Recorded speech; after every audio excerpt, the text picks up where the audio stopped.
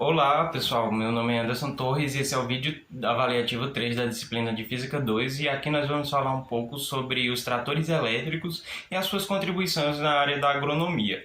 É sabido que na agricultura um dos elementos mais importantes para a execução dos trabalhos é o trator e apesar de ter evoluído bastante no passar dos anos, principalmente na área da tecnologia, as suas funções básicas continuam as mesmas. Dentre elas, pode-se dizer que as mais importantes são portar, acionar e tracionar implementos agrícolas como plantadeiras, semeadeiras, pulverizadores de arrasto e arados e etc., vários outros artifícios. Esses implementos, em conjunto com tecnologias agregadas a eles, são de extrema importância para a produtividade agrícola. O acionamento dos implementos agrícolas acoplado ao trator é feito quase que totalmente de maneira hidráulica.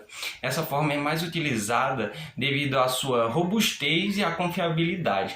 Com o aparecimento de novas necessidades no meio agrícola, como por exemplo equipamento que exijam uma maior controlabilidade e exigência por uma melhor eficiência energética, surgiu a ideia da utilização de energia elétrica para fazer o acionamento dos implementos.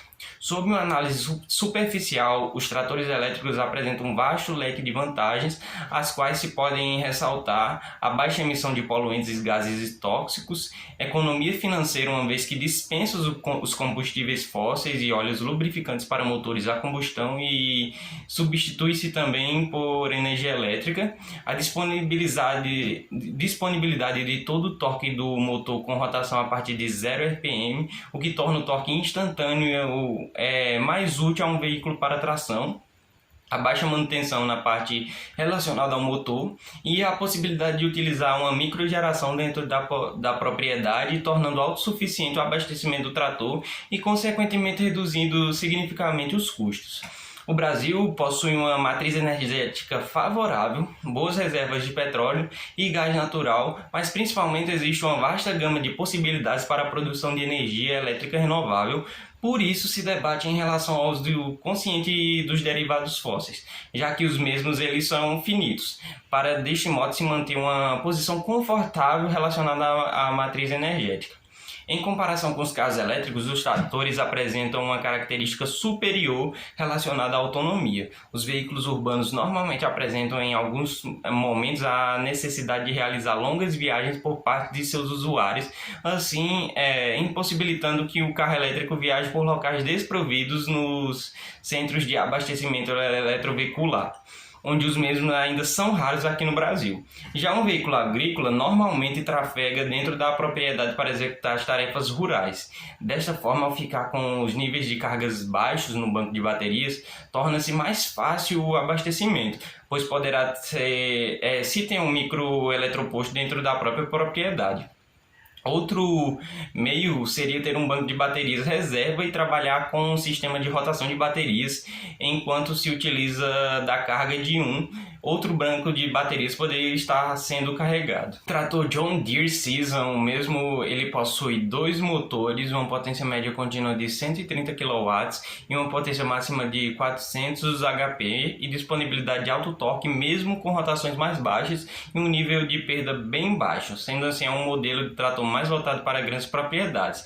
Já o trator FE-NDT E100 Vario possui 50 kW de potência e aliado com baterias de alta capacidade disponibiliza cerca de 100 kWh com autonomia de até 5 horas executando tarefas reais do dia a dia de uma propriedade. Ele pode ser utilizado em várias aplicações. O trator movido a bateria ele pode reduzir significativamente as emissões de CO2. Se a energia renovável gerada na fazenda é usada, a máquina pode ser operada com uma pegada de carbono zero e muita economia. O trabalho de manutenção e os custos são reduzidos, pois os filtros e óleo, assim como muitos componentes envolvidos na tecnologia convencional, não são mais necessários.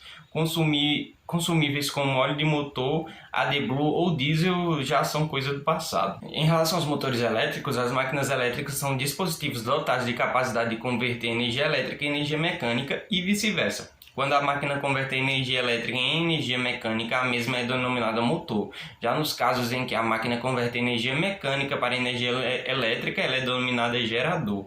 Ambas as variações das máquinas elétricas são capazes de fazer as duas formas de conversão, alternando entre a forma de motor e gerador pela ação do campo magnético. Os motores elétricos eles estão presentes de maneira maciça em nosso dia a dia. A rotação realizada no eixo do motor é o princípio de funcionamento de diversos equipamentos, partindo de simples eletrodomésticos até complexos equipamentos industriais carregados de tecnologia. Em alguns artigos, conceituando os motores e geradores como máquinas elétricas, eles são divididos em 4 grupos básicos. A máquina de corrente contínua, que tem armadura rotativa em um campo estacionário, a máquina síncrona, com armadura rotativa em um campo estacionário, a máquina síncrona com um campo rotativo e uma armadura fixa, e a máquina síncrona, que possui ambos enrolamentos da armadura estacionários e rotativos. Os motores elétricos eles podem ser subdivididos em 2 grupos pela forma de tensão ou corrente de operação, que podem ser alternados e contínuos. Há também um terceiro tipo tratado como motores universais, que são capazes de operar tanto com tensão alternada quanto com tensão contínua, mas os mesmos eles são menos usuais. Já os motores de corrente contínua, eles são alimentados por uma fonte de corrente contínua. Até por volta dos anos 60, eles eram os modelos mais empregados para diversas aplicações, devido principalmente pelo fator de possibilitar um ajuste mais fino no controle da velocidade. Antes do desenvolvimento de inversores de frequência e retificadores, os motores de corrente contínua eram imbatíveis para aplicações que se necessitavam de um controle de velocidade. Atualmente, os motores de corrente contínua eles são mais empregados em situações como o caso de veículos terrestres e aeronaves que possuem ainda um sistema de potência de corrente contínua. Outro caso onde os mesmos são empregados é em situações onde existe a necessidade de controle muito fino no ajuste da velocidade em processos fabris, como é o caso da indústria da celulose. Os motores de corrente alternada são alimentados a partir de uma fonte de corrente alternada. O princípio de funcionamento dos motores de corrente alternada está no campo magnético girante, que é induzido pela corrente que circula pelas bobinas do motor. Devido à sua característica construtiva mais simples e sua grande variedade de vantagens, de um modo geral, estes são os motores mais utilizados para as aplicações industriais e possuem um custo de aquisição mais baixo em relação aos motores de corrente contínua e também necessitam de uma manutenção demasiada, uma manutenção maior. As máquinas de corrente contínua tradicionais classificam-se em 2 categorias, as síncronas e as de indução. Nas máquinas síncronas, as correntes de enrolamento do rotor, são fornecidas diretamente na parte estacionária do motor através de contatos rotativos. Nas máquinas de indução, as correntes são induzidas nos enrolamentos do rotor por meio de combinação da variação no tempo das correntes de estator e do movimento do rotor em relação ao estator. Então, assim, os veículos elétricos já estão fazendo parte da realidade dos países desenvolvidos e a demanda pelos mesmos cresce exponencialmente.